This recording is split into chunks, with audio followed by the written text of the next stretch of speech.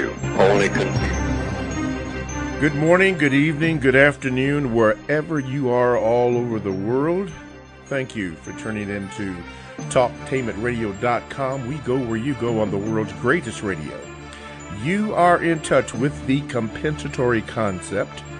I'm your co-host, Mr. Bobby, and this is radio the way it should be heard.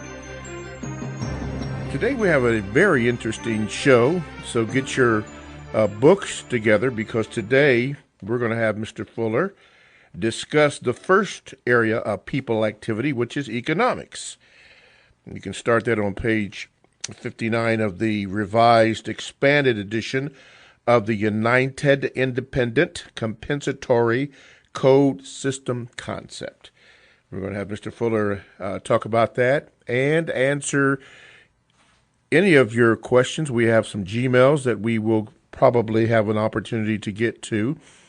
And remember that ask your questions according to the compensatory code, as Mr. Fuller is trying to, as my grandpa would say, learn us all. I'm still learning.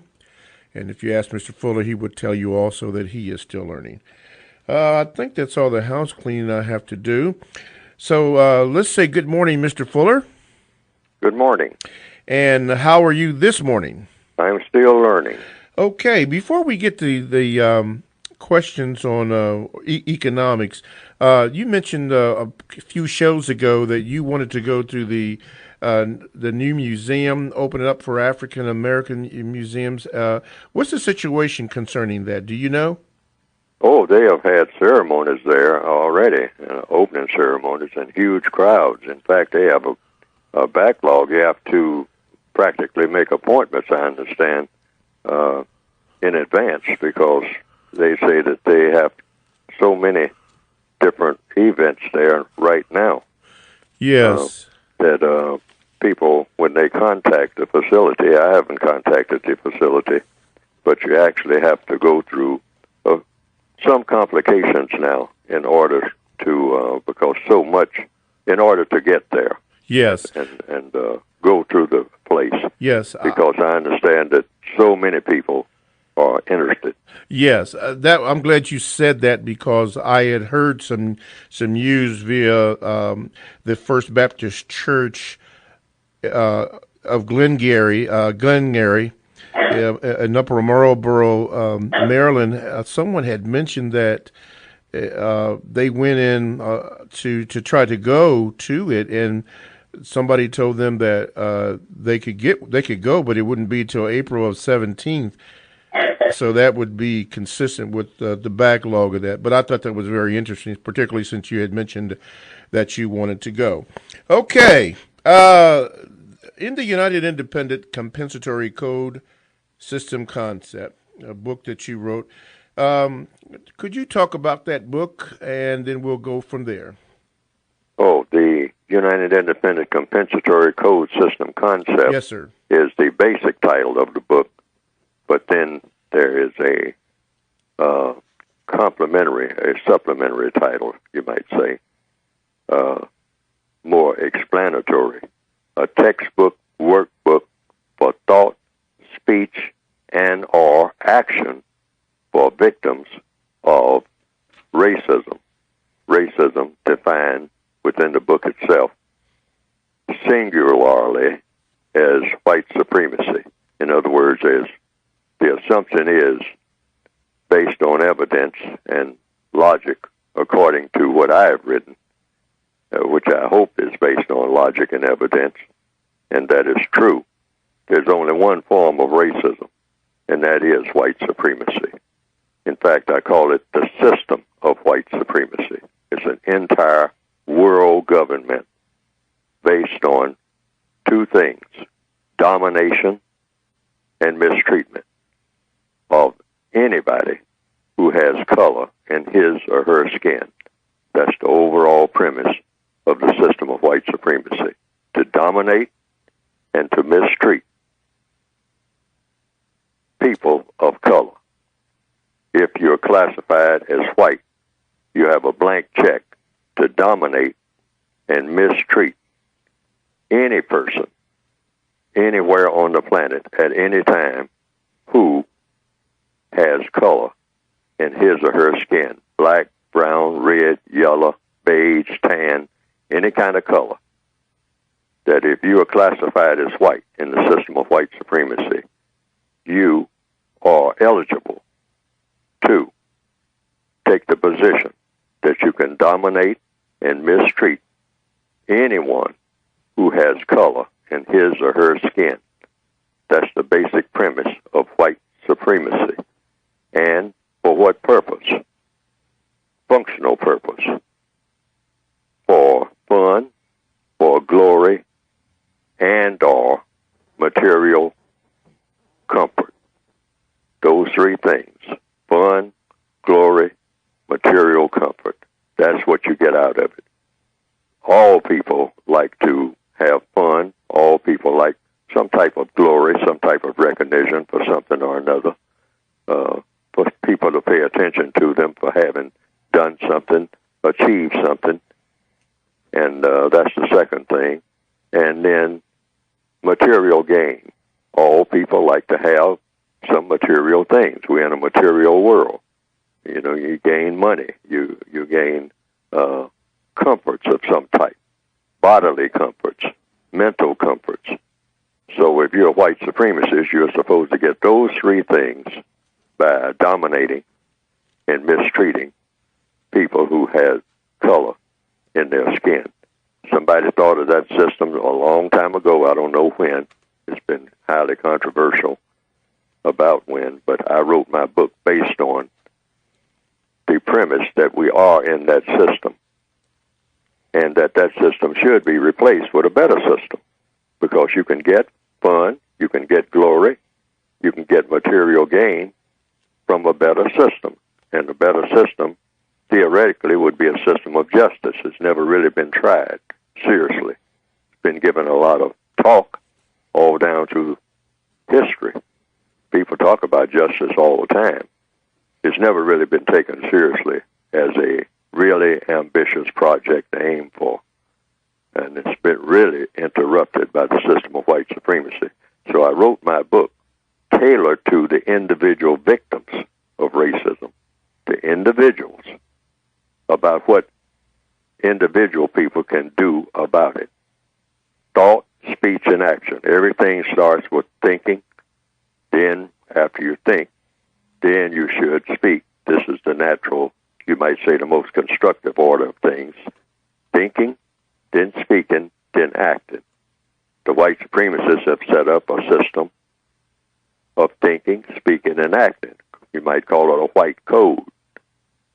And that system is supposed to produce the end result of a thing called white supremacy.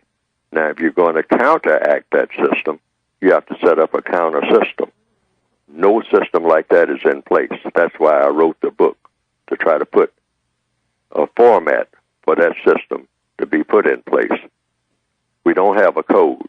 We have a racist code that dominates the entire world.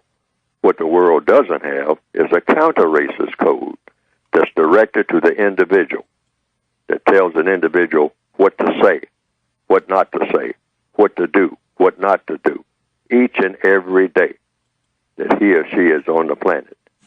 And it's directed to people who are victims or who perceive themselves as being victims of this system of white supremacy, which is a criminal system. Okay. Well, alrighty. Well, now, where can people get the book and the latest updates on the book? You can get the book by going to producejustice.com, and all of the information that you will need will be right there for how to go about getting the basic book and an additional, if you wish to get the additional, compensatory counter-racist codified word guide. And that's an addition to the basic book. Okay. Now, before we get into the first area, we want to give people enough time to get there.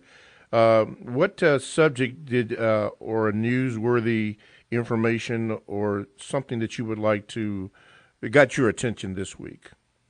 Well, someone sent me an email saying that there was it was apparently a lady who says that she has a husband who is from Africa, and that he's in. She describes him as being an educated person from West Africa, and that when she talks to him about racism, he says that, well, when he looks around, that's not really a serious problem, apparently. And his basic outlook is that he doesn't think that black people take advantage of the opportunities here in the northwestern hemisphere, and that they have a slave mentality.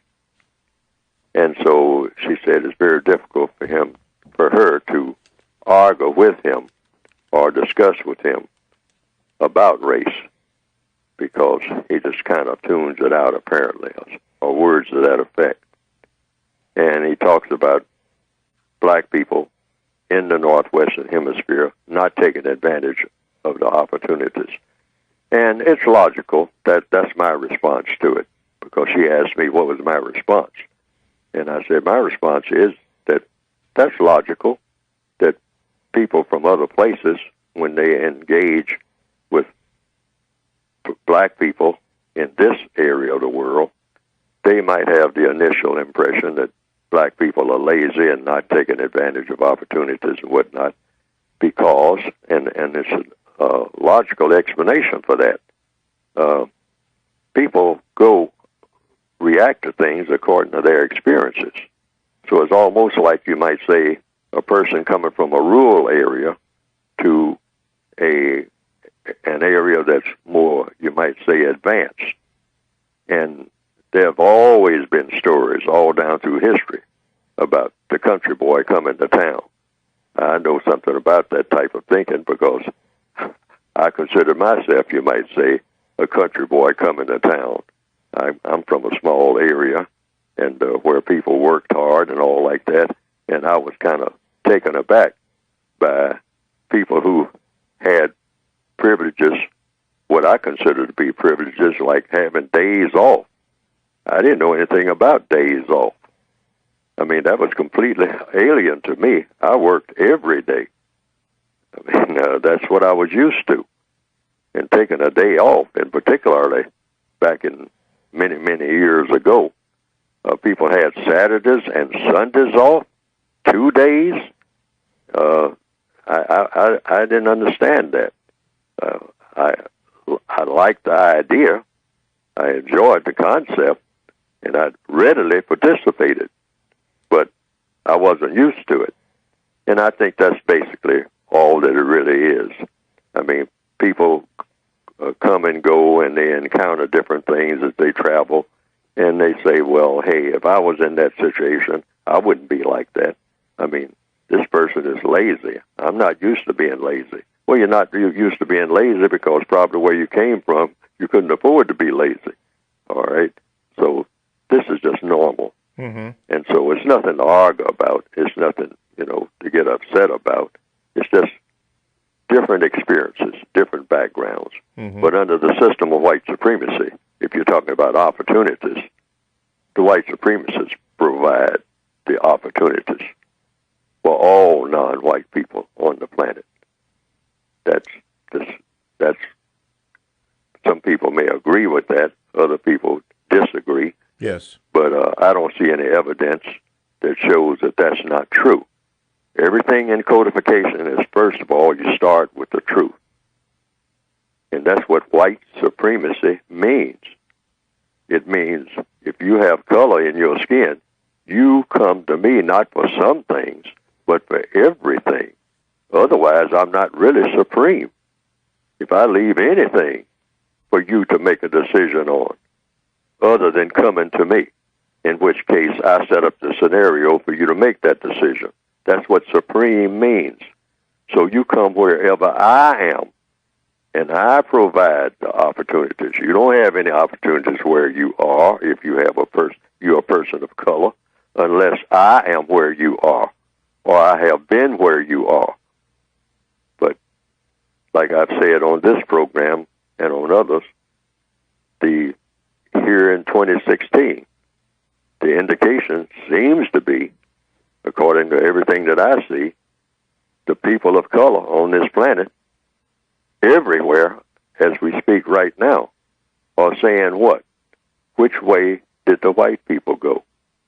That's in any town. They'll say there's no opportunities here.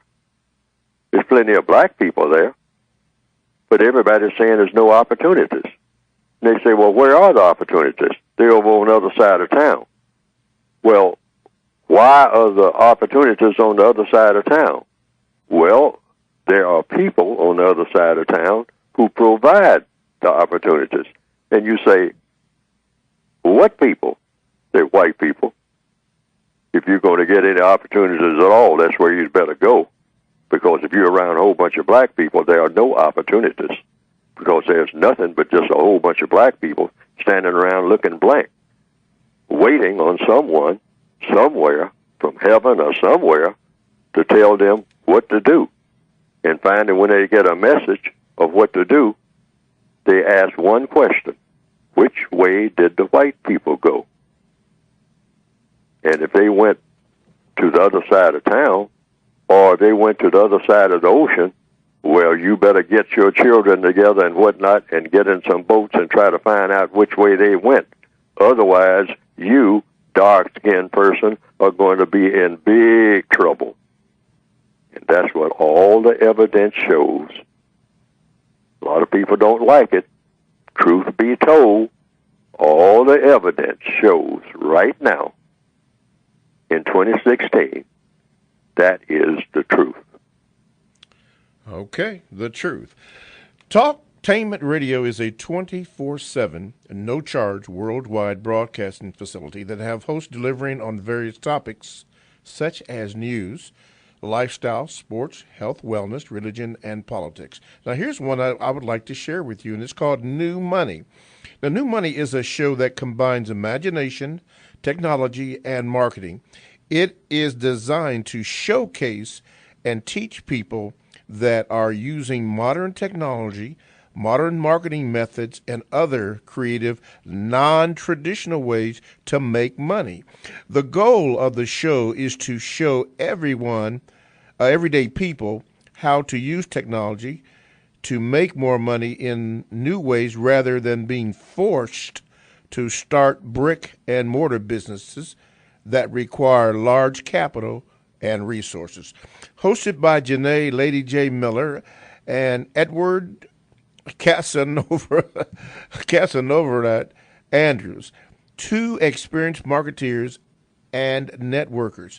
Tune in and be entertained and educated at the same time, only on TalkTainmentRadio.com. But they don't have the day on that day, Ed. You know what day that is? Trying to find out. I don't know. Okay, we're going to find out for you to find out what day that's on. Oh, Fridays? Okay, that's going to be on Fridays. It's called New Money.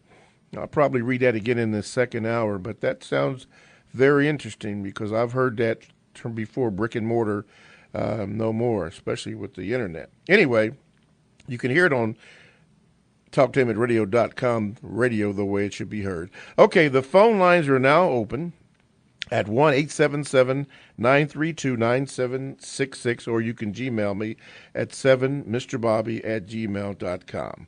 Okay, the on-topic subject today is going to be economics.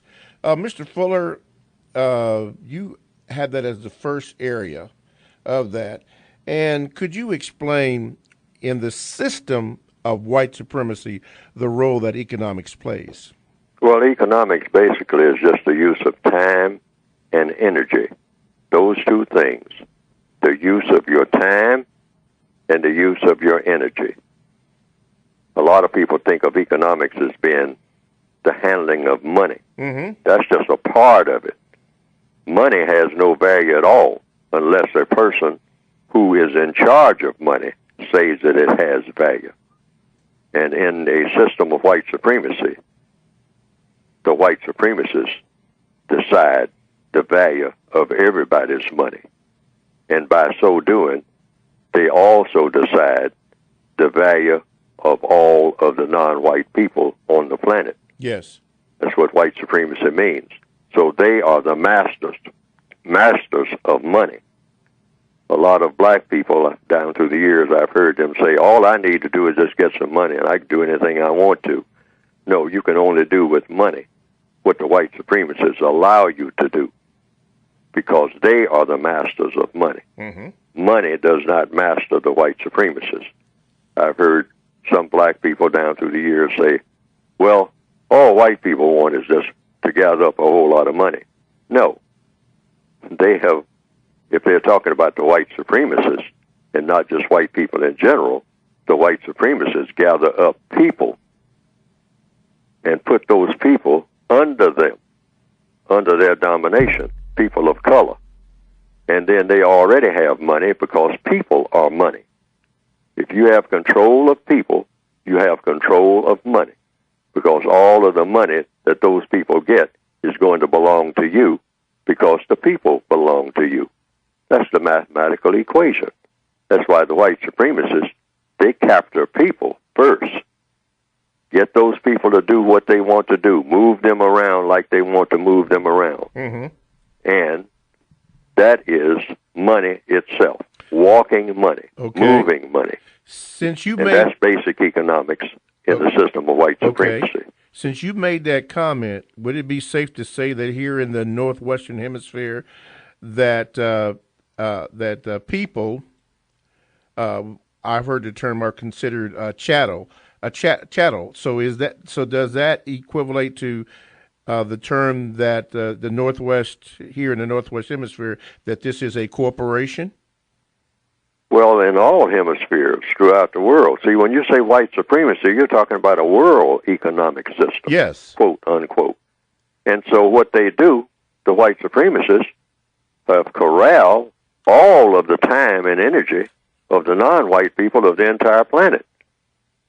Now, a lot of people may not look at it that way, but if you go and take a real detailed look, you will see that this is what actually has happened. Mm-hmm. Otherwise, there would be no validity. Mm-hmm. And I'm going to say this again. There would be no validity to the term that I'm using, white supremacy. That wouldn't be true. They're either supreme or they are not over the affairs of the people of this planet of color. They are either supreme, in other words, by supreme, I mean being able to tell the non-white people what to do, and they better do it. That's what I mean by supreme. Okay. I don't mean that the white supremacists are supreme over the entire universe and that they are God. Sometimes people think that that's what I'm saying. Some black people have said to me, oh, well, you talk like they are God. No, the white supremacists themselves say, oh, no, we are not God.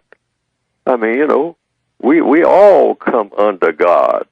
White people, black people, all creatures, all things, rocks, trees, birds. But the white supremacists say, I am supreme over all of you dark-skinned people. As a white supremacist, I'm not supreme over the entire universe. God is. God is supreme over me. That's what the white supremacists will say. But they will say, but I am supreme over any person with color in his or her skin.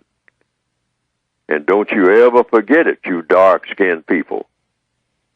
And not only am I supreme over you, I have a mission.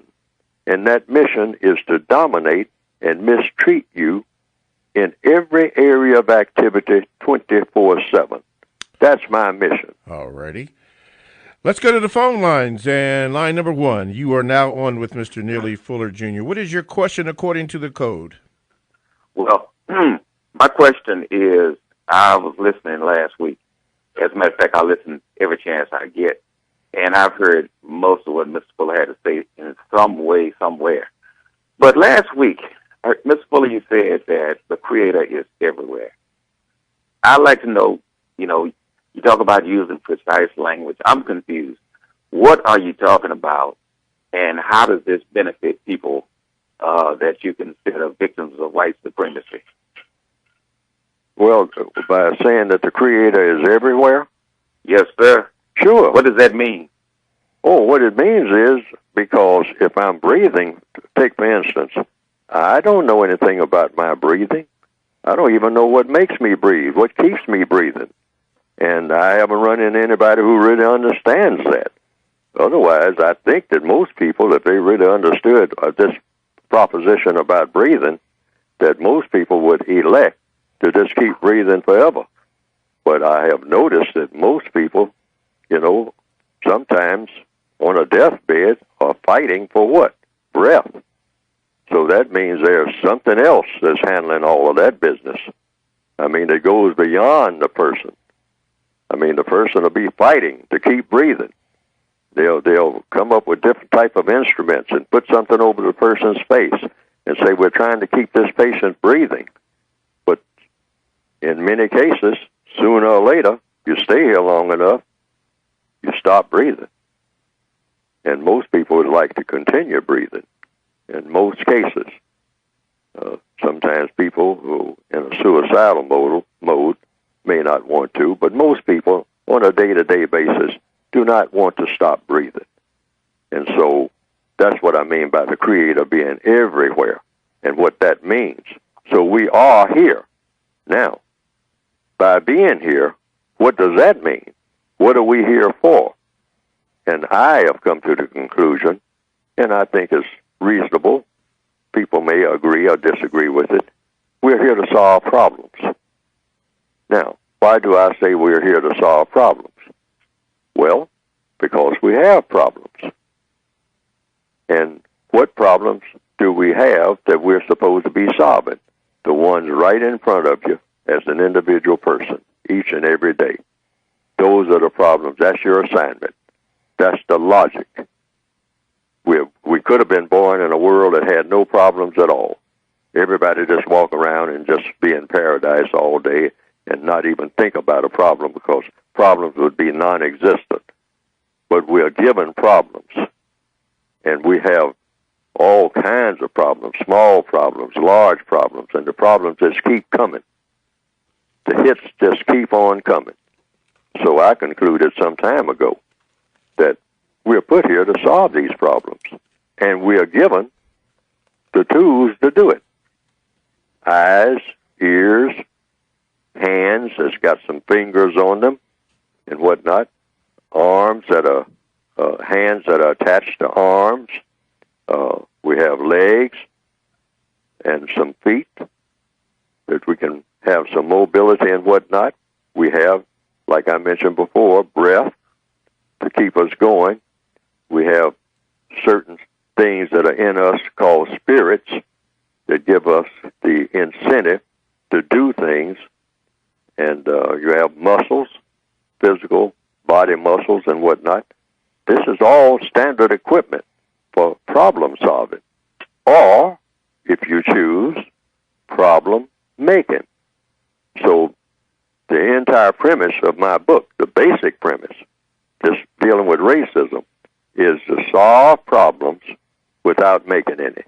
That should be the mission of everybody on the planet. According to what? According to Neely Fuller? No. According to logic. Because everything that I've written in the textbook for victims of racism should be based on logic. Logic meaning study of cause and effect. So, Mr. Fuller, to make it clear to me, what you're saying is that what you're calling the Creator is not a man, because I know you're aware that most of our people, when you talk about a Creator, many of our people see a white face, and I've heard people say this to my face, that this white thing is because the reason I'm here. That is the Creator.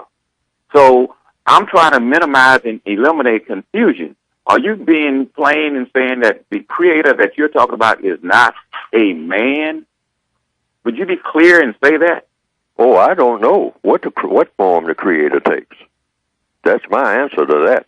Straight up. So that's I keeping don't confusion know. going. I do believe that there is one because I don't remember making myself. And I haven't talked to anybody who says they understand how all that is. They call it the miracle of birth. I've heard that as far back as all down through the years. They, a woman, carrying a child, she says, well, really, this child is in my body, but hey, I went through some motions to put the child there in my body, but I don't understand any of this. This is all weird to me. I've heard women basically say that over and over and over and over again, that when they had that child, it was all very strange. It was odd. It was peculiar. That, in other words, they basically said, I don't really have nothing to do with this.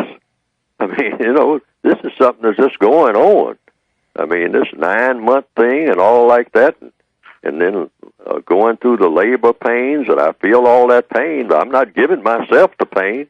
But it's coming from somewhere. And then, and then a baby is born. And they call it the miracle of birth. Well, miracles, who's causing the miracles? Well, something is. So you can just say that God is something. So could God be the white supremacist? No. Even the white supremacists die when they don't want to. That's a dead giveaway right there. See what I mean? So they don't even claim that they made everything, that they made all the rocks, that they made all the planets. They're always saying they are exploring. So the white supremacists themselves saying there's something greater than everybody who's here. Mm-hmm. Yes, they themselves say that.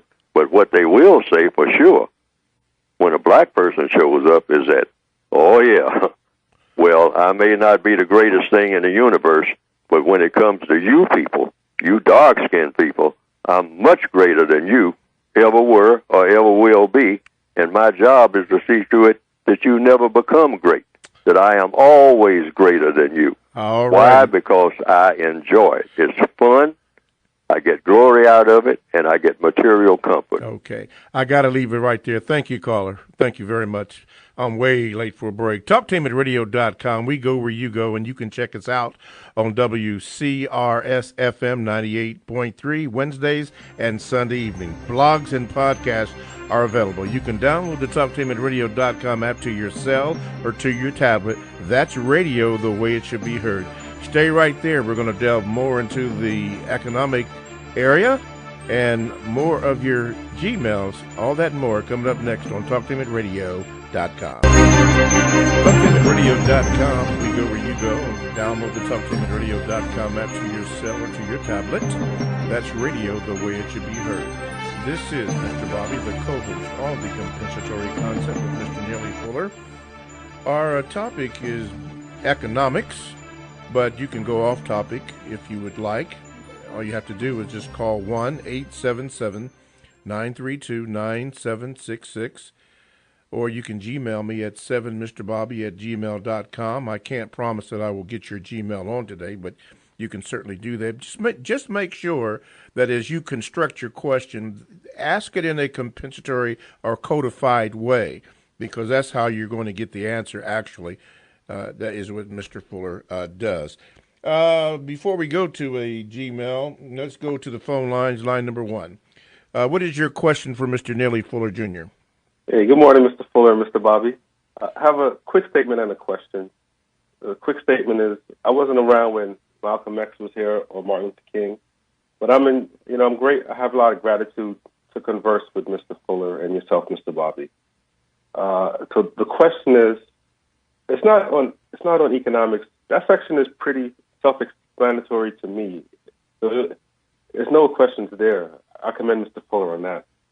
I have a 7-year-old nephew, and we got a letter from his school saying he's not paying attention, he's being disruptive. And the school is recommending counseling. My family and I, we don't want the school to send him to counseling. So we'd like to get him to pay attention. My question is, how can we do that? I'm not familiar with child rearing. the problem is with one of your offspring is having problems in school because he's charged with being disruptive? Yes. Well, you have to find out what he's actually doing to be disruptive, and then talk to him about that, and then tell him why he's there at the school. He's not there to be disruptive. He's there to learn, and tell him why he's there to learn, and just have a long talk with him. What is the purpose of a school? That, is it a playground?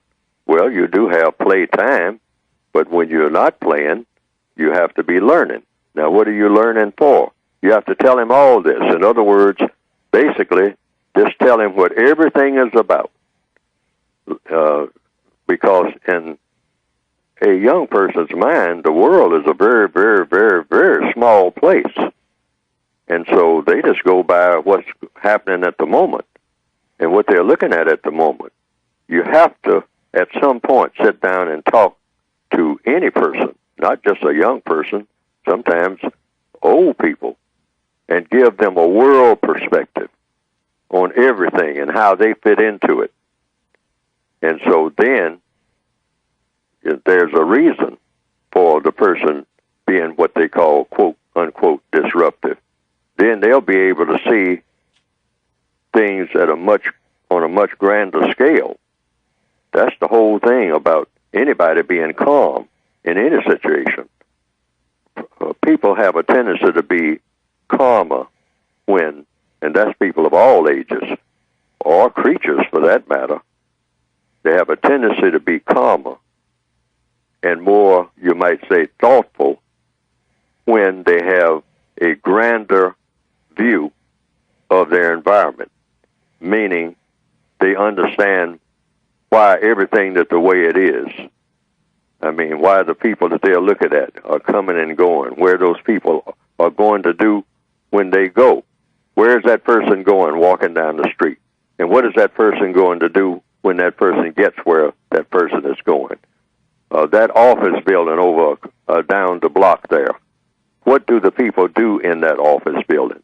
And for what ultimate purpose? See, when you start getting that grander view, when you start seeing the world in that particular setting, that everybody is doing something for a reason. That's the main thing you focus on. Everyone is doing something for a reason. That squirrel going up the trunk of the tree. I mean, what is the squirrel doing at that very moment? I mean, is it playing or is it working? And if it's working to do what? In order to accomplish what? See, in other words, start getting into the child's mind. Just don't send them to the school and turn them loose, because when they do, they'll do what they're used to doing, and that is just jumping up and down and doing things and doing whatever comes to mind. And they'll continue to do that until they start listening to what's going on in the class and say, what am I learning this for? What are they talking about? And what am I supposed to do with what I'm learning? And then they are in a question mode. Once all people get in a question mode, that is the mode they should be in. Why? Because all problems for all people and all creatures are solved through the process of questions and answers. All righty. Thank you, caller. Thank you for your call. Thank you very much. Let me do this before I go to the Gmails.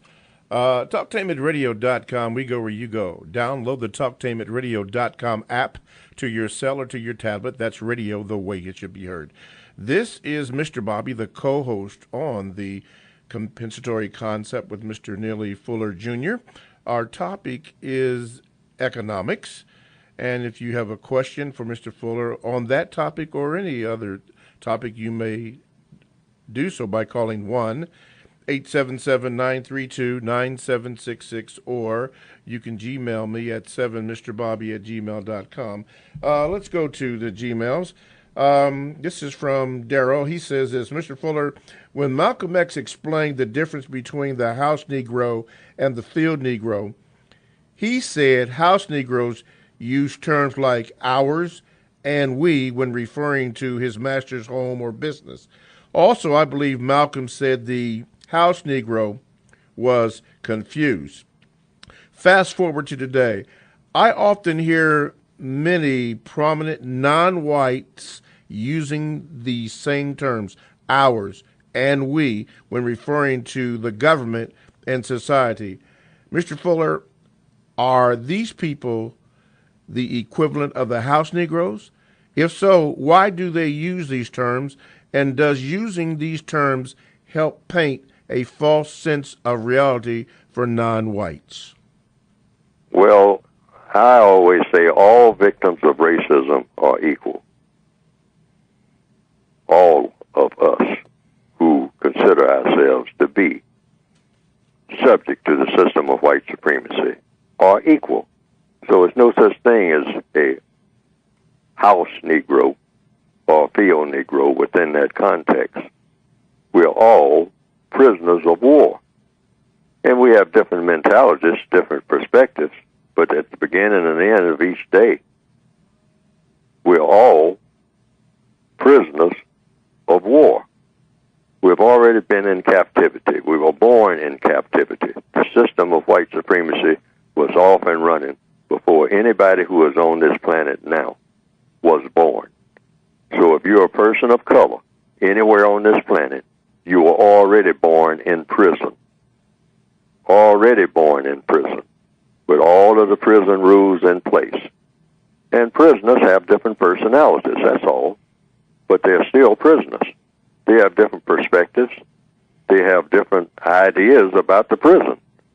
Some prisoners become, as depicted in the movie Shawshank Redemption, institutionalized, meaning they get to the place where they kind of like the prison. And even if they don't like it, they feel so accustomed to it that they don't want to be anyplace else. I mean, the routine is there. Everything is predictable and all like that. Now, that's some prisoners. Other prisoners, every day, they're trying to get in touch with their lawyer or the warden or somebody to try to get out of there. They can't stand the place, no matter how long they've been there. And then there are other prisoners who just say, well, I don't like the place, and I'm not making any real effort to get out, and I'm not institutionalized, anything like that, but I'm going to make the most of my time by going to the library. And then another prisoner say, I'm not spending any time in any library. I'm going to spend my time forming gangs and getting into gang fights in the cell blocks. And that's what I'm going to look forward to in this prison. I mean, keep some action going and get my prestige by being the king of the cell block one of these days. I mean, knowing how to make different weapons and whatnot and get a good rumble going on and disrupt everything every now and then and make a name for myself. And this is what people do in any system that's set up, particularly a prison system. All prison systems work on the same principles and produce the same type of people. And so, you have people who are just looking forward to beating up on other prisoners. And then you have the more thoughtful ones who are saying, let's eliminate this entire prison system because it's a bogus system. The system of white supremacy is a bogus system that needs to be replaced with a better system, that system being justice. There might be some prisoners, hopefully a growing number, who are thinking at that level, getting rid of the entire prison system, not just trying to get out of the system as individuals, because there's no way to do that anyway, but getting rid of the entire system and replace the system with a system that's not a prison system for people of color. Okay. All righty. Topic today is on economics, however you want to say that. Mr. Fuller, on page 60 of the revised expanded edition, near the bottom, you're speaking about time and energy, and you made this statement. as long as white supremacy exists, use all of your time and energy doing the following, and do not willingly make or maintain contact with other persons except for the following purposes. And you mentioned four purposes, four categories of purposes: producing, building, repairing, improving, and or cleaning those things that have a constructive value and using them for constructive purposes only. Two, studying, writing, asking questions, and or exchanging views with others about all aspects of how to eliminate racism and how to produce justice in the areas of people activity.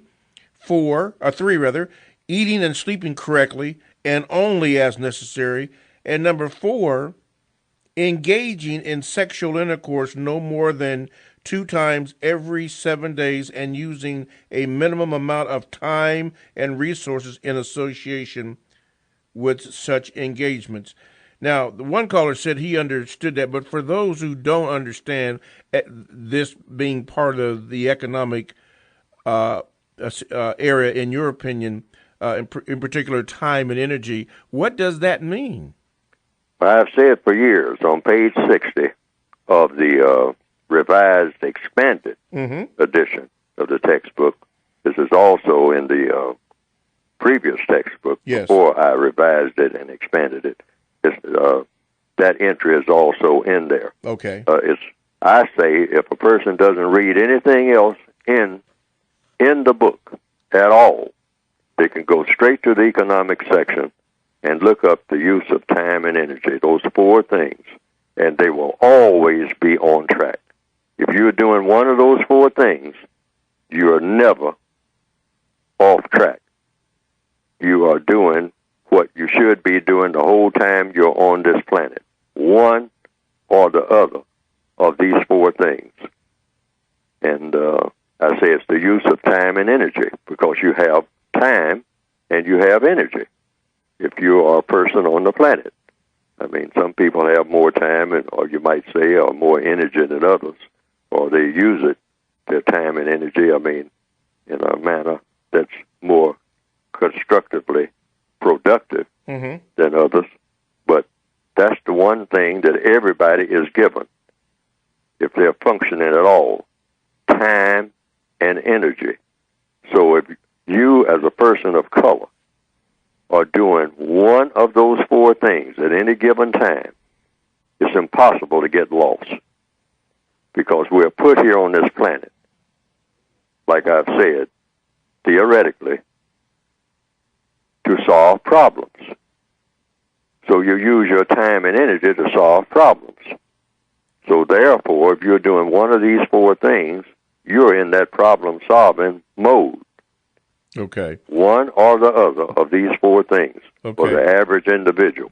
All right. And particularly the number 1. Okay. The producing, building, repairing, improving, and or cleaning those things that have a constructive value and using them for constructive purposes only. Yeah, just doing that alone, I mean, will frighten the white supremacists to no end. Okay. I mean, if you're always in that mode. And the other is that you're engaging in conversations. You know, you're going to be doing one or the other at any given time. You just limit all of your activities, all of your time and energy to one of these 4 things. Like right now, like I said, you can't get lost if you're doing one of these 4 things. Right now, on this program, we're engaging in what?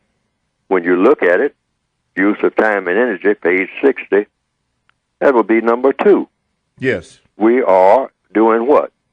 We are exchanging views with others about all aspects of how to eliminate racism and how to practice justice in all areas of activity. Right. That's what we do on this program for 2 hours every week. Okay. So I can't get lost.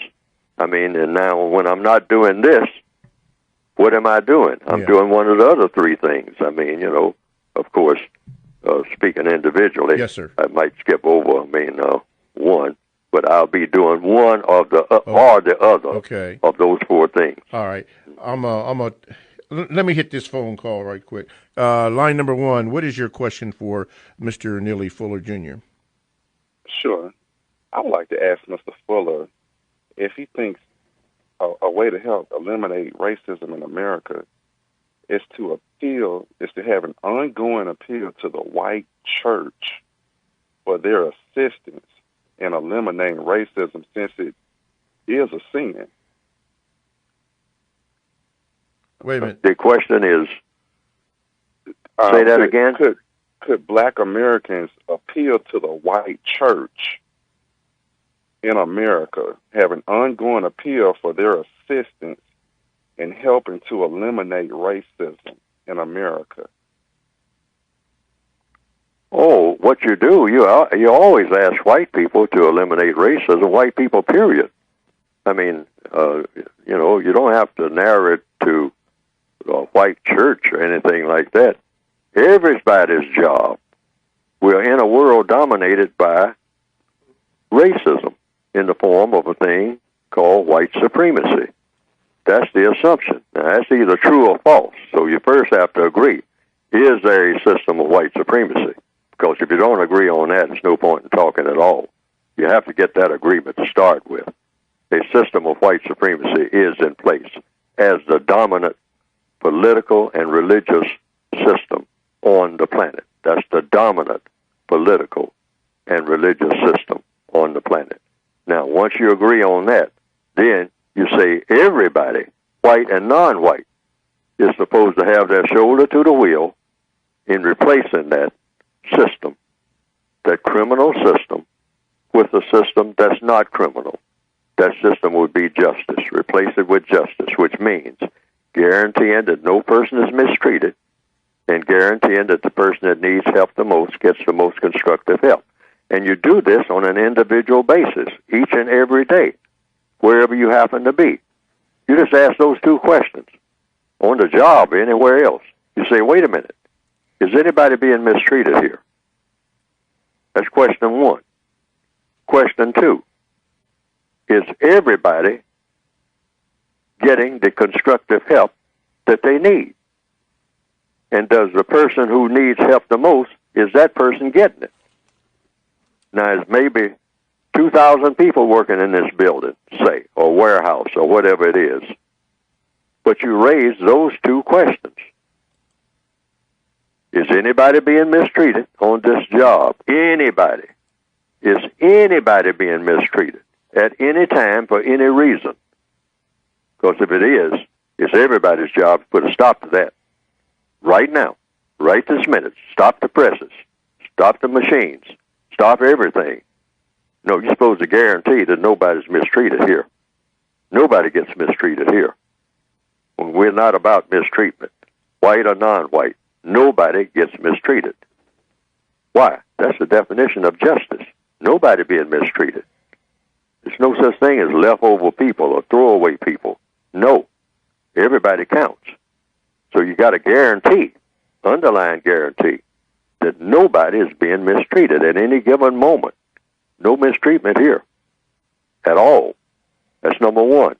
Number 2, you got to guarantee that the person that needs help the most gets the most constructive help.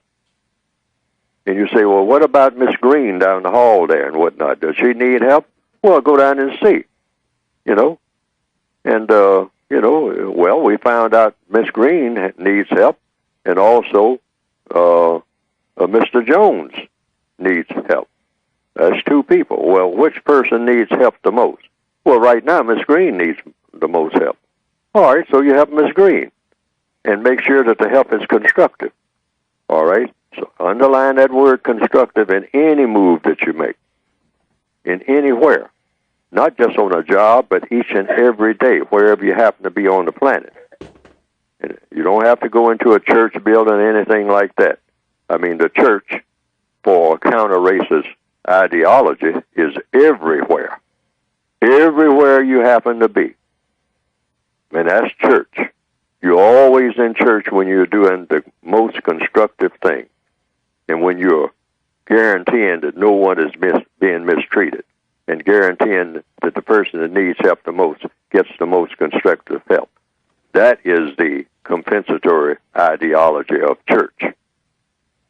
World church, open air church, everywhere church, church all the time, including everybody on the planet. Why? Because we're all on this planet.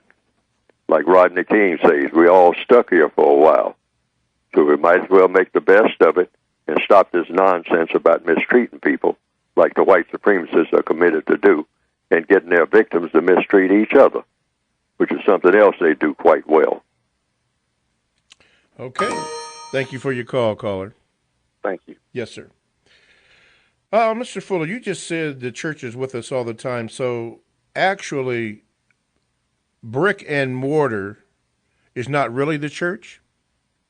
Well, people can call it that. I can't say that it isn't, because I said just a minute ago, church, I guess, is everywhere. I think most ministers will agree with that. I mean, what is church? Well, here again, we go into the question and answer Yes, mode. If church is not everywhere, what is church? I mean, when are you having church? When are you not having church? Or are you supposed to be having church, whatever that means?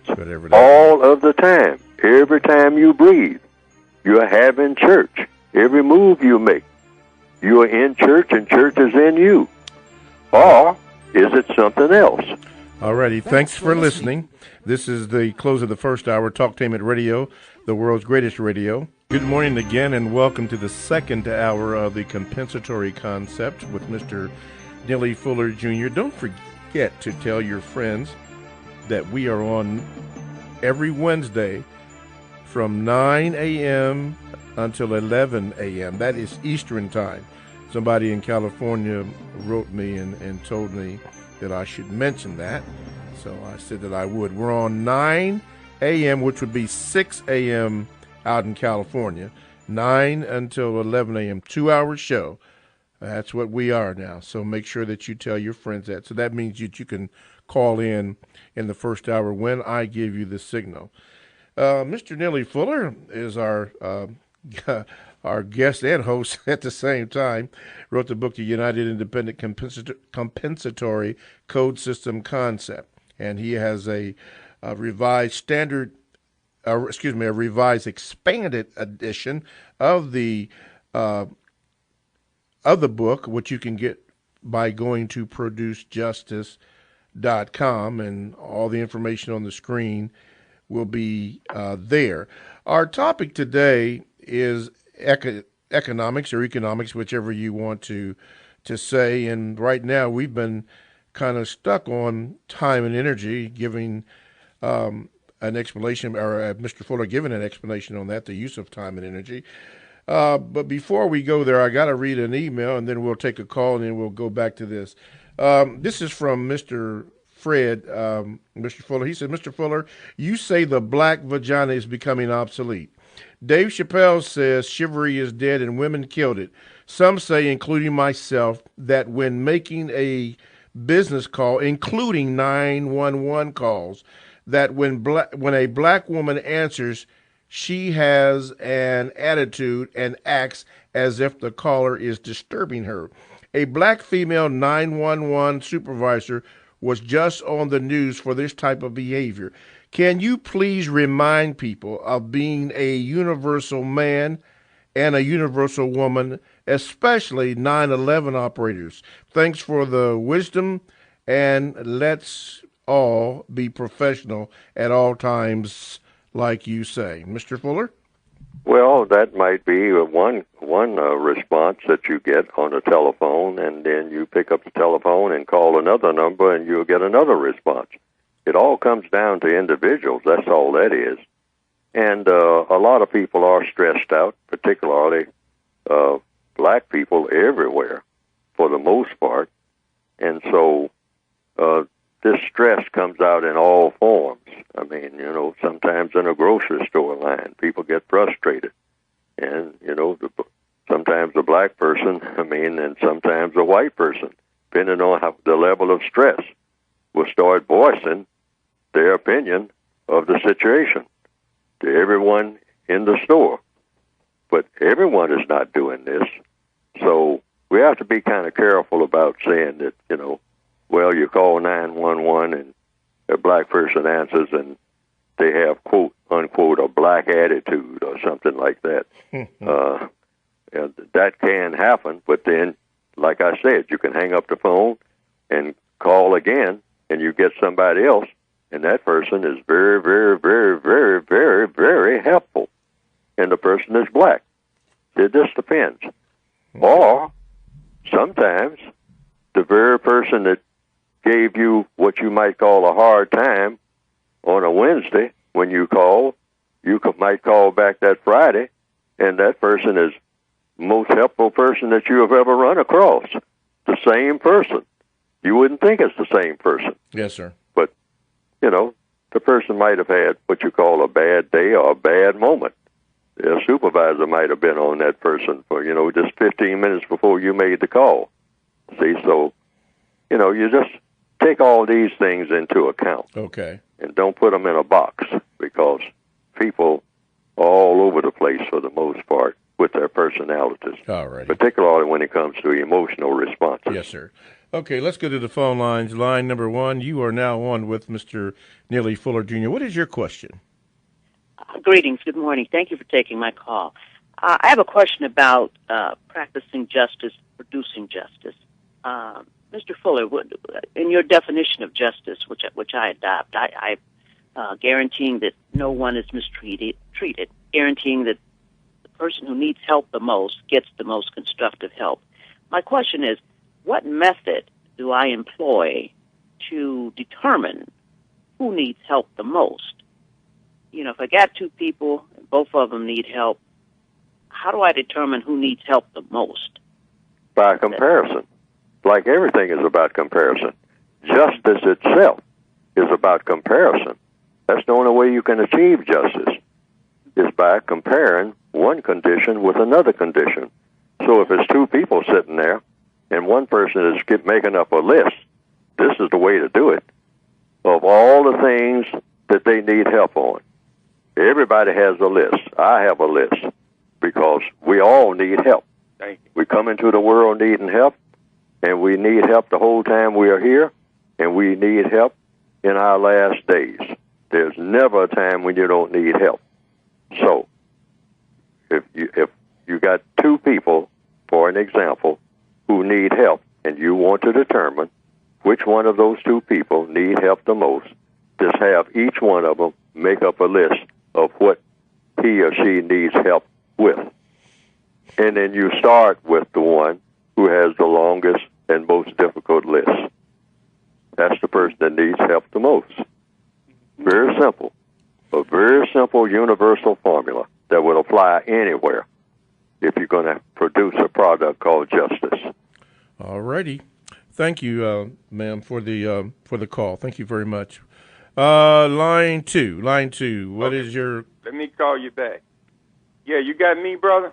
Yes. Okay, brother. Good morning to you and Brother Fuller. And thank you for taking this call. Just listening, brother. I want to comment on some things I heard. Man, it's been said, man is, and man has always been a maker of God. It's been said that man, that was one of his most serious occupations of his journey in the world, was making God. So it appears that God didn't make man, God. Now, many people look at material objects, and they know that that material object had some beginning from some man, like a car, a book, a hairbrush, a comb. So people like to equate that the universe had some beginning, just like the car, the book, or the comb. But that's not necessarily so. People want to say God created the universe. But who created God? If the universe had a beginning, did God have a beginning? I say the universe always was. I say the universe had no beginning. And remember this, good people. Most of the dog people that the white man put in the ground and killed them in mass, they always had some god they believe in. The medicine man, the witch doctor, the voodoo man. They always believe in some mystical character or something. And the white man knew that, and he took advantage of them, and he put them in the ground. Now, let me say this, brother, in close. The white supremacists are also the masters of death and destruction, along with other stuff Mr. Fuller said they are masters of. They wipe people from the face of the earth, and they haven't stopped. And they are showing no intention of stopping this conduct. Now, them wiping people from the earth do not mean that they would kill every single dog person. But what it do mean, they will decimate dog-skinned people from this planet. And their mission is not just to decimate us, but their mission eventually is to do away with us altogether, period. And they're working on it. All right, my brother. Thank you. Appreciate the call. Okay, line number 1. You are now on with Mr. Neely Fuller, Jr. What is your question, please?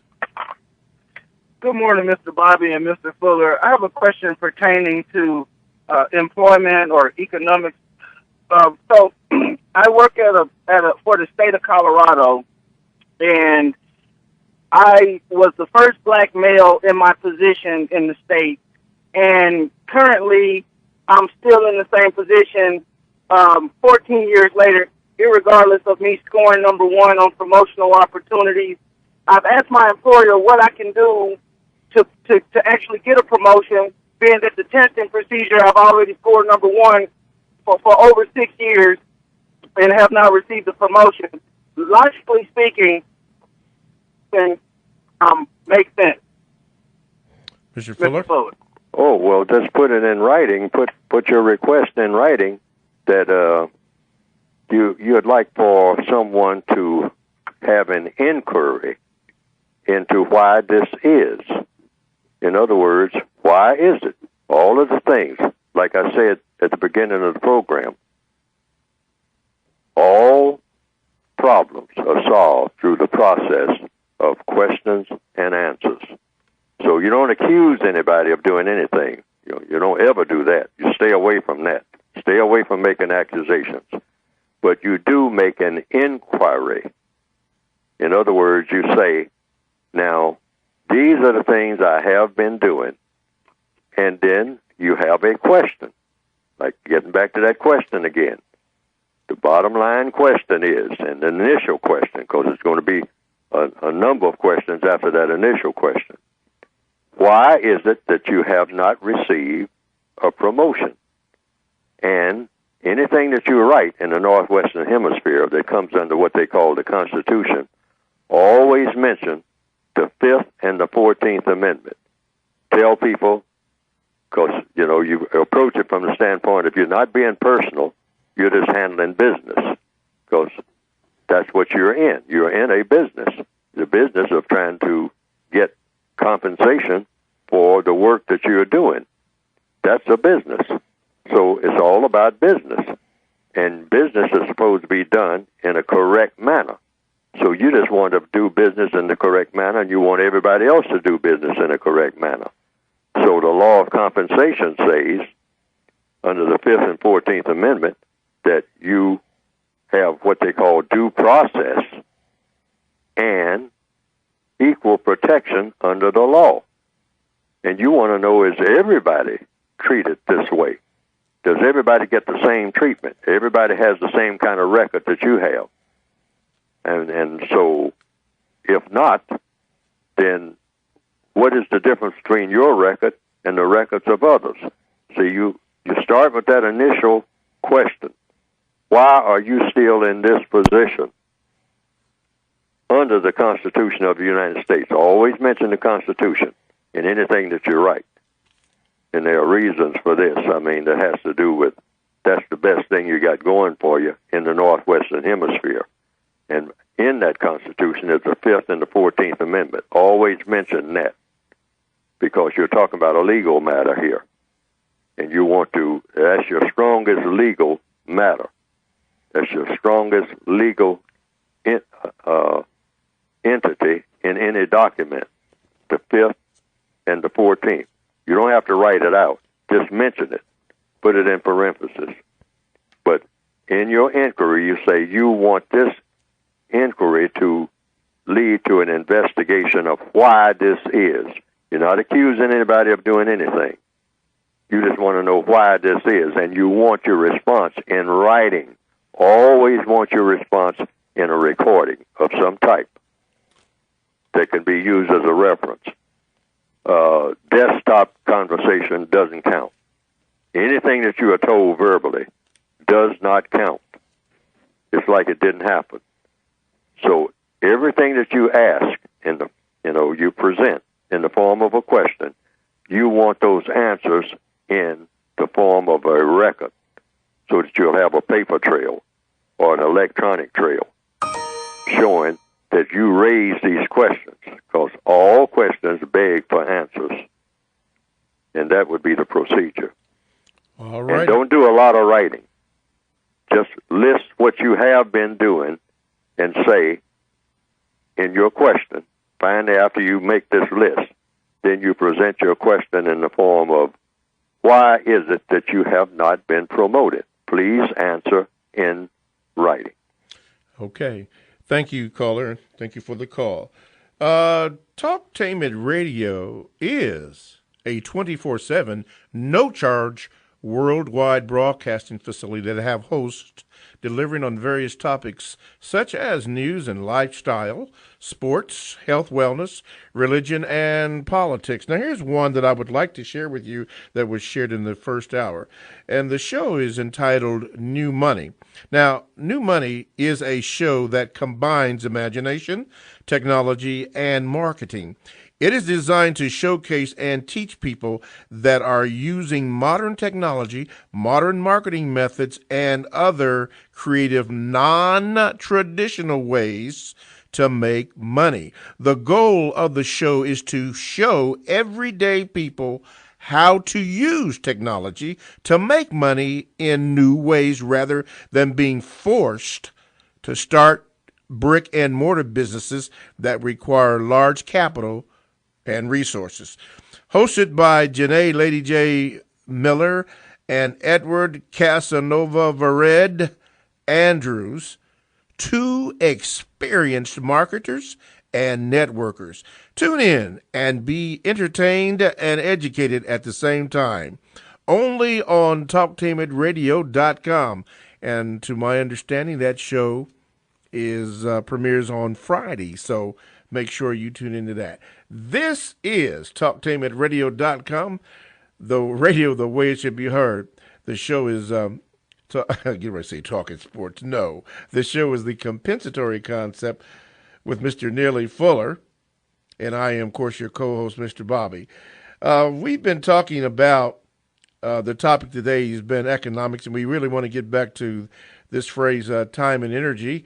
But if you have a different question off topic, you may call in and do so by calling 1-877-932-9766. Let me read that again because I did read it too fast.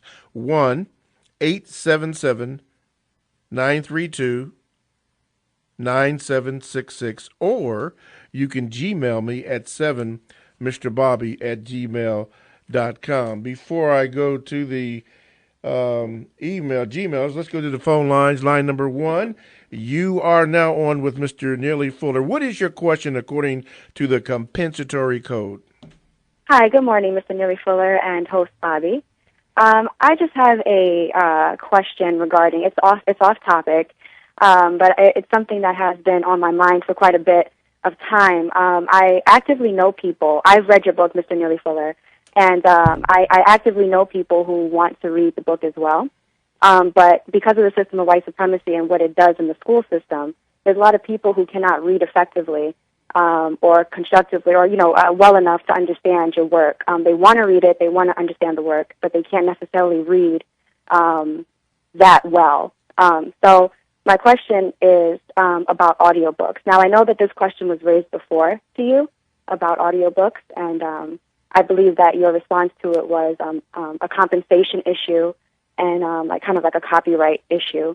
But I wanted to know if there's any way that we could work together or do something to make it to get around this loophole of people who want to read your work and who actively want to know what you're talking about in order to function correctly, but they can't necessarily read as well as they should be able to read to read your work.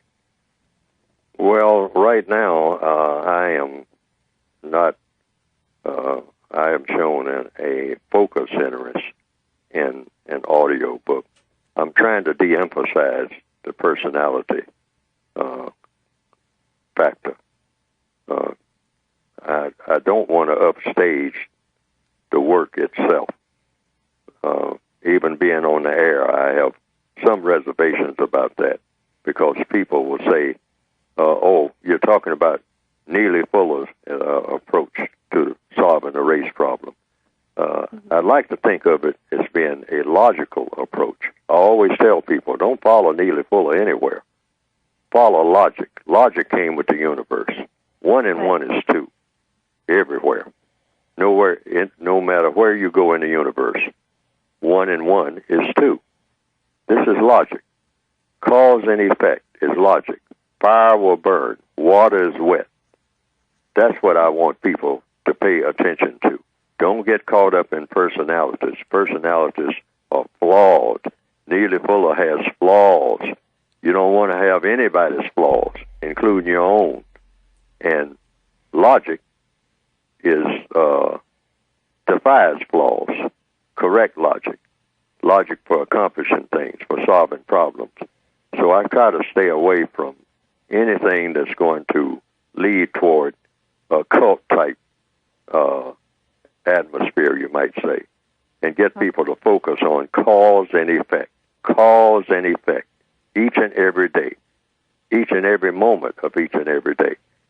And, unfortunately, like you said, a lot of people in the system of white supremacy, the white supremacists themselves, since the 1960s, have been steering black people away from being able to read. And that's a no-no. That's one thing that the white supremacists have always, even when we had what you call plantation slavery, the white supremacists didn't want black people to do any reading, period. Don't you dare pick up a book. Don't you even look at a book.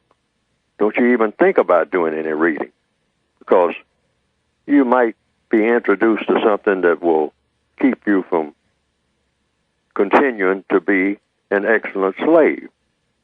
But this is something that we're going to have to emphasize, and that is getting back to reading. Just read. We're going to have to do that. Otherwise, we will be dependent on the personality thing. And the white supremacists are experts at doing that. They'll send out other black people to tell other black people, don't read, don't study, listen to me. And that is fatal. Fatal, why? Because people are seriously flawed. And when you build up something around a person, I mean, you're getting into danger. Mm-hmm.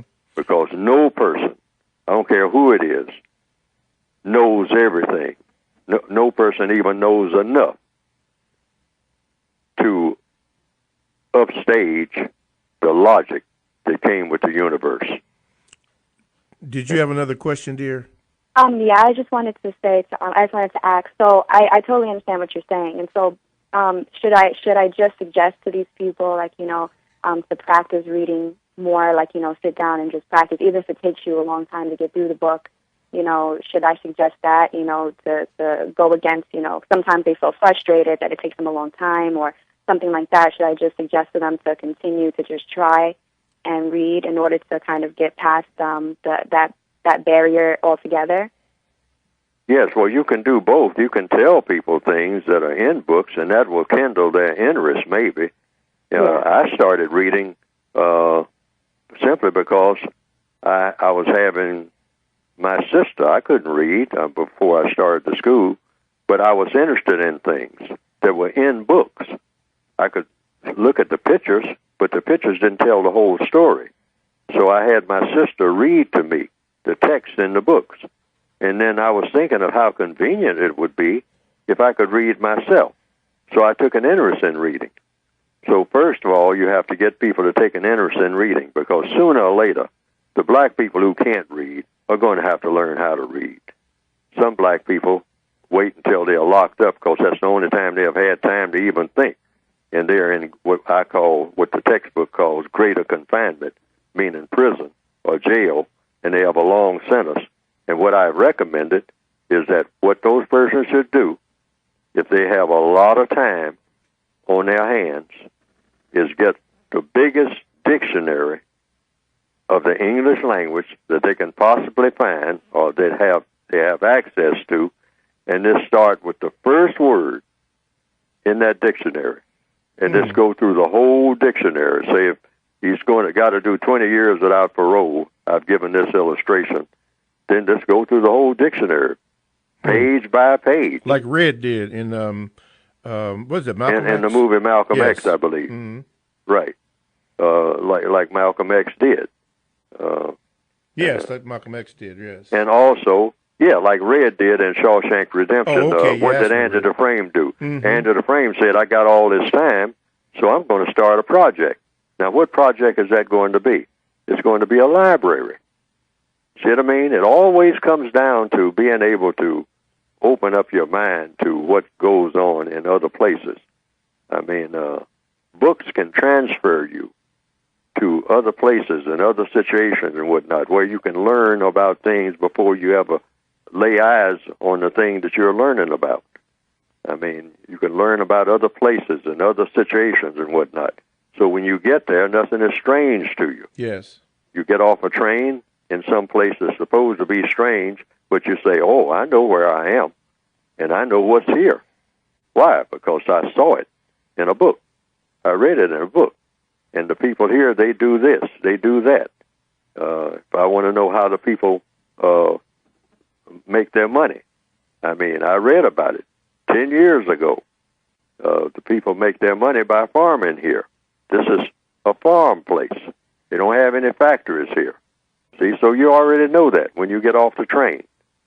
And so this is information. And information can be transferred from one person to another, but it helps a lot if you learn how to read, because sooner or later you're going to have to do that anyway. I mean, like I said just a moment ago, sometimes people don't get a chance. People who can't read and can't write, that's how they got in trouble out here in the world. I mean, they were stealing and robbing and whatnot because they couldn't get a job, because they couldn't read and write. So they wind up locked up. So now, for the first time, they get a chance to maybe do a little bit of reading. If it's not too much noise, that's another thing. The white supremacists set up everything where you don't have what you call, in many places, a study environment. You just learn more of what you already know, and that is gangbanging or something. But if you're in a place where you can have some quiet, use that quiet time, not to be bored, but to read. But to read. Okay. Thank you, dear, for your call. Thank you so much. Thank you. Okay. All righty. TalkTameItRadio.com. We go where you go, and you can check us out on WCRS-FM 98.3 Wednesday and Sunday evenings. Blogs and podcasts are available. Welcome to the Carl Nelson Show on Washington, D.C.'s to your cell or to your tablet. That's radio, the way it should be heard. Stay right there. We got a couple of questions that we need to ask Mr. Fuller, and we're going to get back into the topic of the day, which is economics, and more of your phone calls. TalkTameItRadio.com. We go where you go. Download the TalkTameItRadio.com app to your cell or to your tablet. That's radio the way it should be heard. This is Mr. Bobby, the co-host on The Compensatory Concept with Mr. Neely Fuller Jr. Our topic today is the first area of people activity, which is economics, and we'll get back to that. If you'd like to get in contact with the show, you can by calling 1-877-932-9766, or you can Gmail me at 7mrbobby@gmail.com, and I can't promise that I will get that on because we are kind of backed up on that. Speaking about Gmails, make sure that you have or you get your copy of Mr. Fuller's book. It's very important that you get this, The United Independent Compensatory Code System Concept.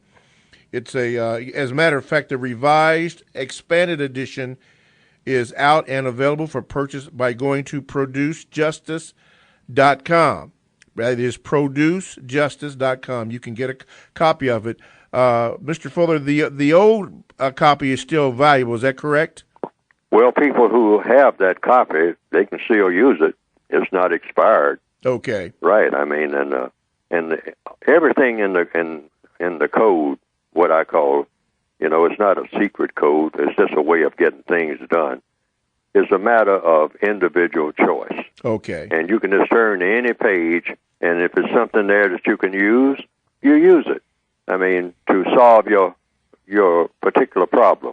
Okay. Or to start a line of thinking that you hadn't thought on before, a level in which you hadn't considered before. That's what the book is written. Yes. It's written, addressed to the individual in that manner. Okay. So you can turn to any area of activity or any portion of the book. Just open the book anywhere and look at it and see if you see something in there that's usable. And that you don't understand, or that's not usable, or that you don't think that you should pay any attention to, that's your choice. Okay. Because that's the evolutionary way of getting anything done for anybody, anywhere. Okay. Let me read this Gmail. It says, this is from Daryl. He says, about the election. So I ask how important it is for us as black folks to use logic in voting, in not just for president, but across the board, because I can't read that particular word. I'm not into ebonics. We just vote to vote. And I can say that as somebody that's registered people to vote and done voter registration over the years. Second part to this question is, this may be a bit off code because you don't cover this in the book, but why do you think we as a people get so emotional and scared over what will happen if a certain person becomes president, when history teaches us that our status won't change or get any worse no matter who's elected, because white supremacy will still exist? Thank you for answering my question. Yes, but you can still vote, because a lot of people have done everything that they can to get the privilege, you might say, of voting, for whatever that's worth. So it comes down to an old adage, you might say, of a little bit of something is better than a whole lot of nothing. Okay. So therefore, I can see how some people will say, well, I vote and vote and vote, but I never see nothing change. Well, but you keep at it anyway. It's just like the ant that's trapped in the glass jar. You keep trying to do whatever it is that you can do. You just might be able to accomplish a few things here and there. But you don't do it with a whole lot of expectation. Mm-hmm. You just do it because you don't have a lot of options. Like I said, we're prisoners of war. And I'll go back to another movie illustration again, in the same movie, Shawshank Redemption, and the character in it, Andy Dufresne, that was the leading character. He kept doing what? Kept writing letters. Yeah, even though the warden said, hey, you're writing these letters. Nobody's reading your letters. Nobody cares anything about you, a prisoner. Keep writing letters to the state of Maine, asking for a library. They don't care anything about that. They just care about more prison bars. and more guards and and more facilities for the prison, and definitely not any library for the prisoners to sit and while away their time reading books. And you keep trying to get a library here in this prison here at Shawshank in Maine, the state of Maine. Said it ain't going to happen. But if you got these high hopes, you know, you can keep writing your letters, and I'll mail them for you. That's what the warden told Andy Dufresne. And so he kept doing that, and they got tired of listening to it, evidently, according to the way the movie went. So finally they decided to give him money to start a library. Okay, maybe so. Line number 1. You are now on with Mr. Neely Fuller, Jr. What is your question for Mr. Fuller today? Hello? Yes. Yes. Okay, I thought the man said I was on a different line. I wanted to ask, now you said you started off with economics. Now, Mr. Fuller, did you say that your family owned a store or something, or some type of a business at one time? Or am I incorrect? That's correct. Okay, now look, you joined the U.S. military. Now, why? I mean, look, now these so-called Jews in Germany, they were economic. They weren't about to join the German army. It was about them having their own businesses and being merchants and hiring their own people. If the so-called Jews, now, I don't know if 7 million of God's people perished in the Holocaust, but they wasn't about to join the oppressor's army. Now, why did you join the military if your family had a business and you could have become a big merchant? I was running the business.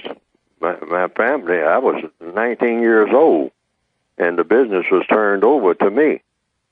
And I couldn't sustain the business.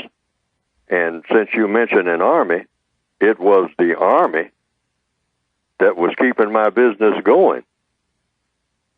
See, so you might say that I joined the army before I joined the army because I was drafted into the army.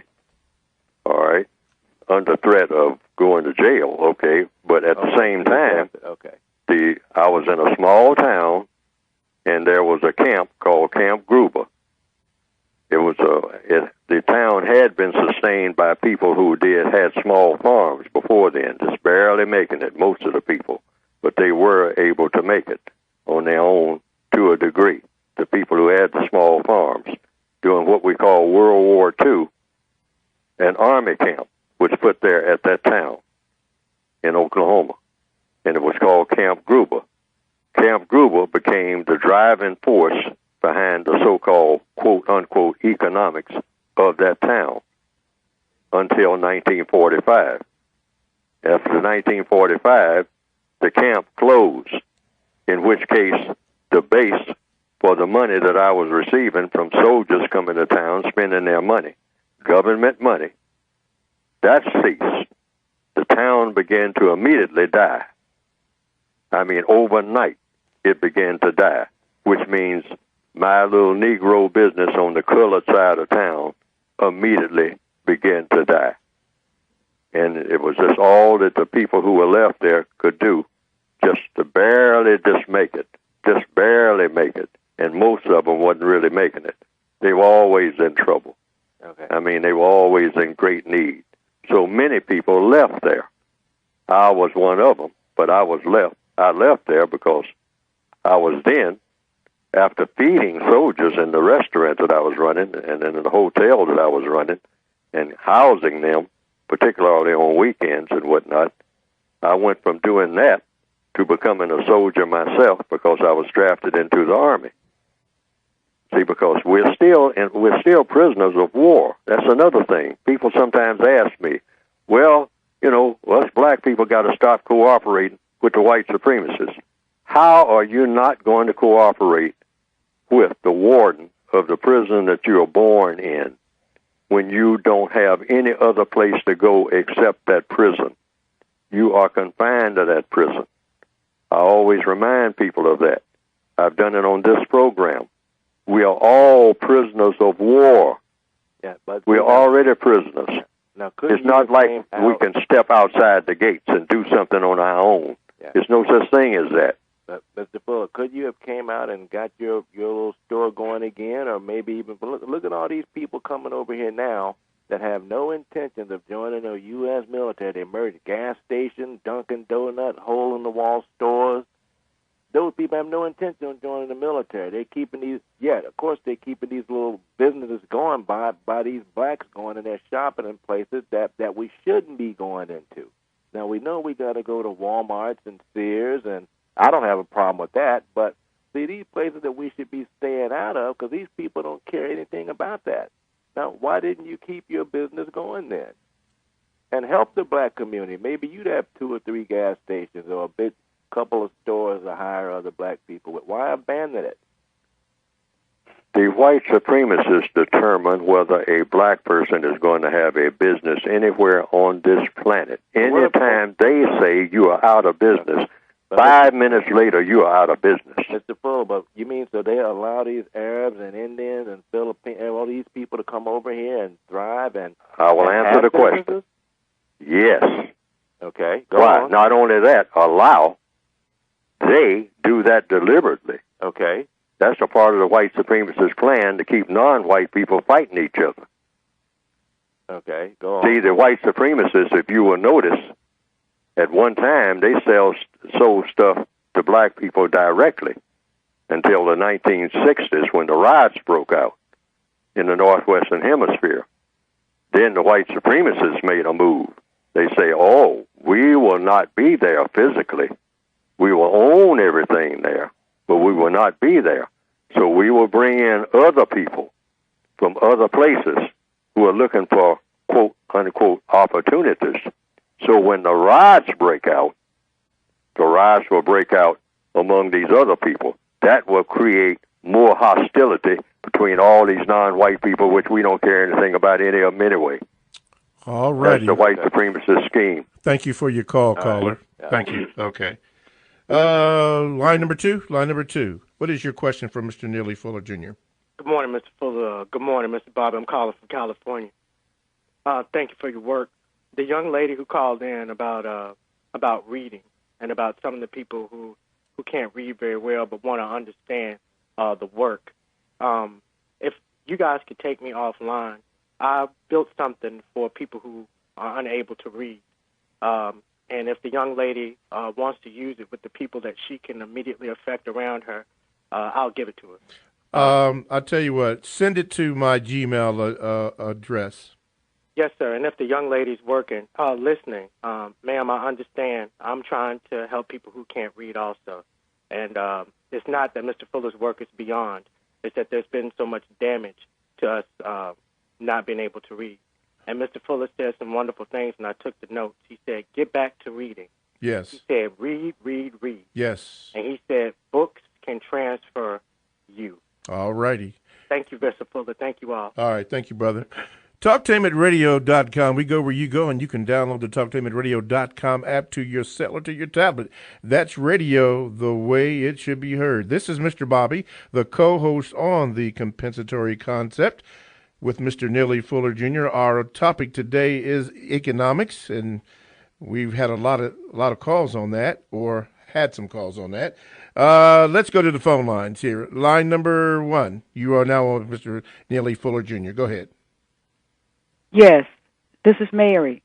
I'm calling to use words that reveal truth, producing correctness, peace, justice.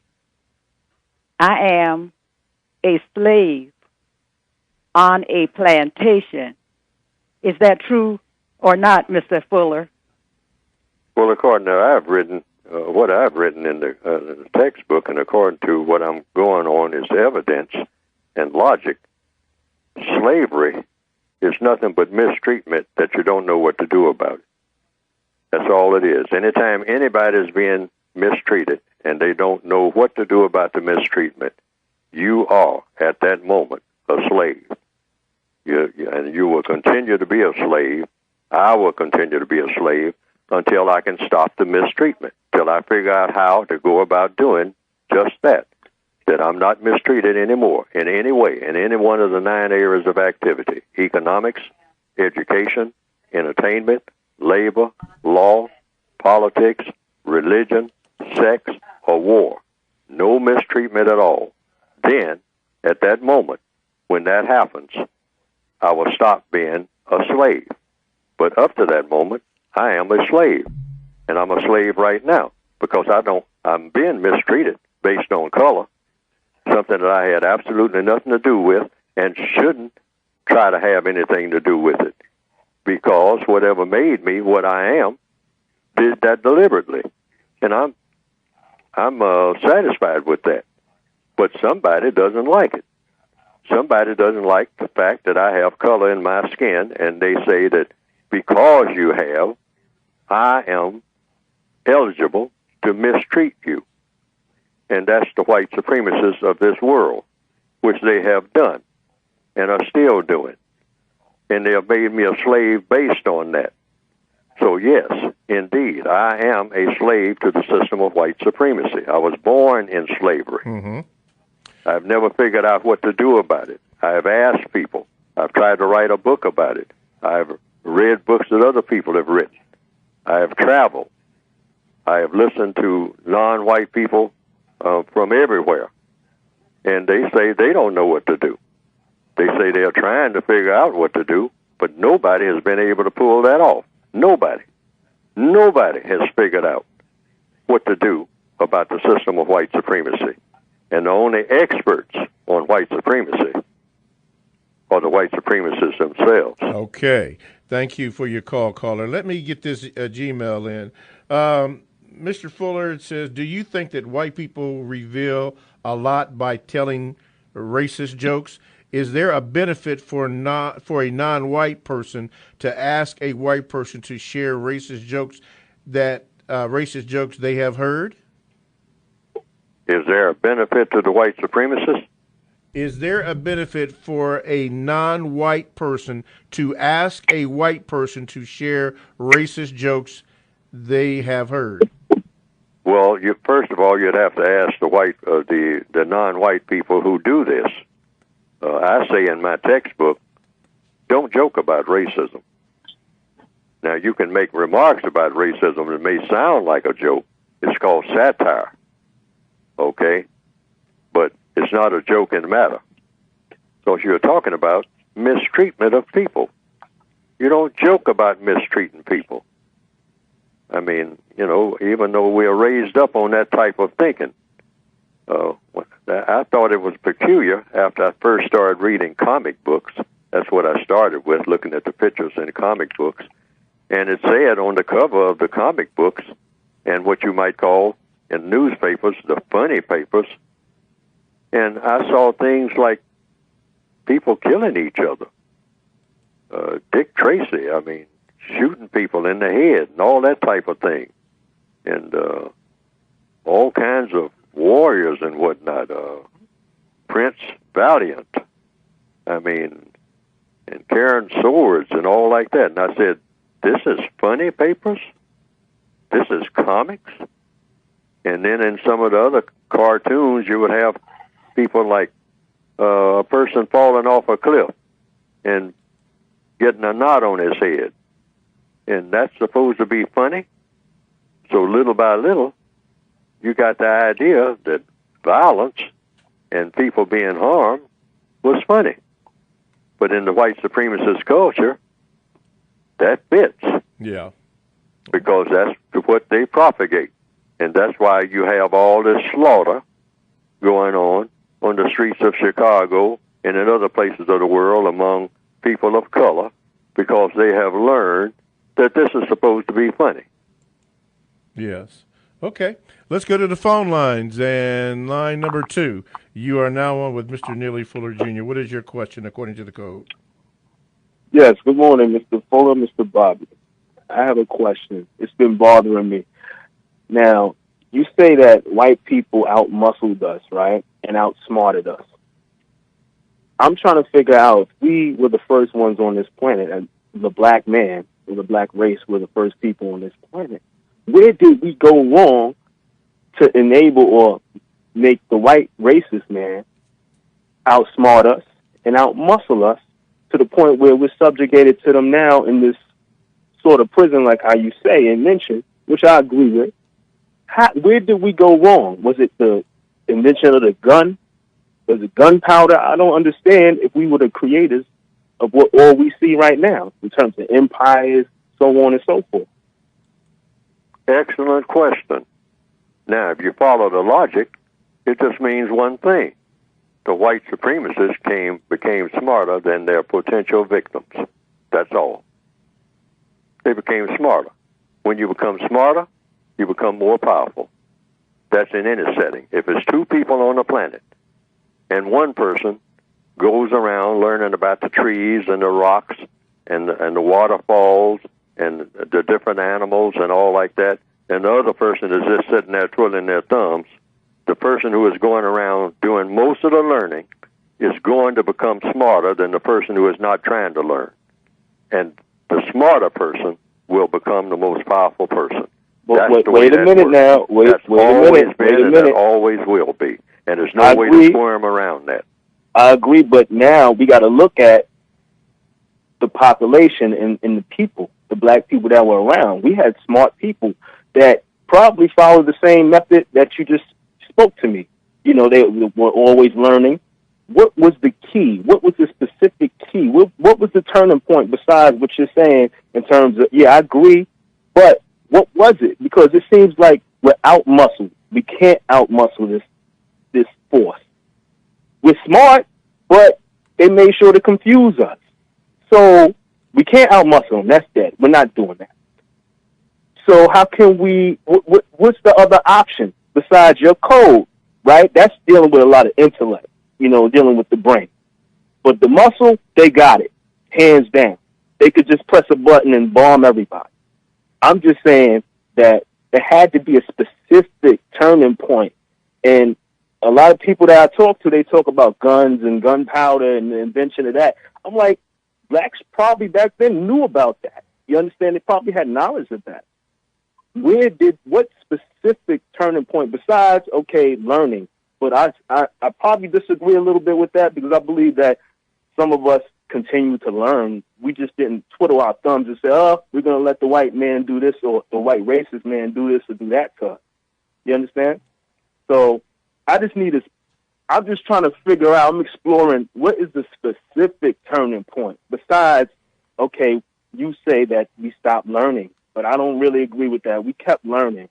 You know, I don't believe that people just, you know, went dumb and said, all right, we're going to let this guy these people become smarter than us. That's just what's been bugging me. Because I agree, and we've been outsmarted. Yes, we've been outsmarted. We're out-muscled, and we have this sort of pride like, oh, why are you going to say that? Just look at the system. Look at how we live. So, okay, Mr. Fuller, you need to answer this. What I've said in the textbook and what I've been saying for years, learning for what reason? See what I mean? It's a reason for learning. The white people, not all white people, but a significant number of white people at some point in the past, based on evidence, decided they were going to learn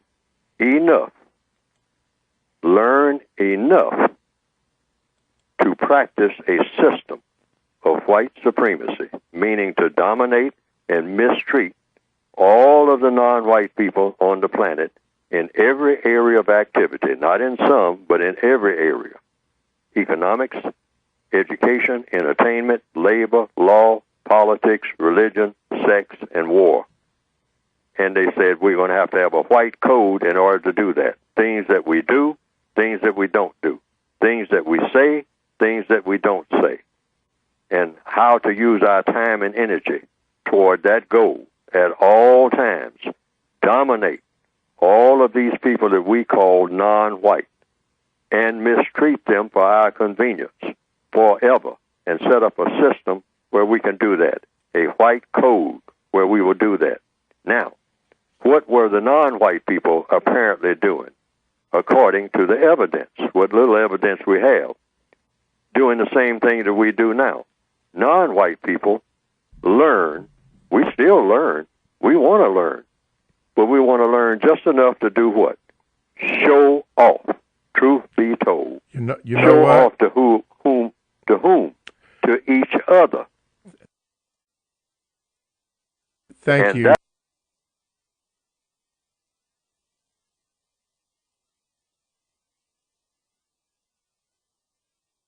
car says we are going to a club. Now, stop and think. Is this mission that we are going on going to end constructively or non-constructively? And you come up with the answer yourself and determine whether or not you want to get out of that car at the next corner.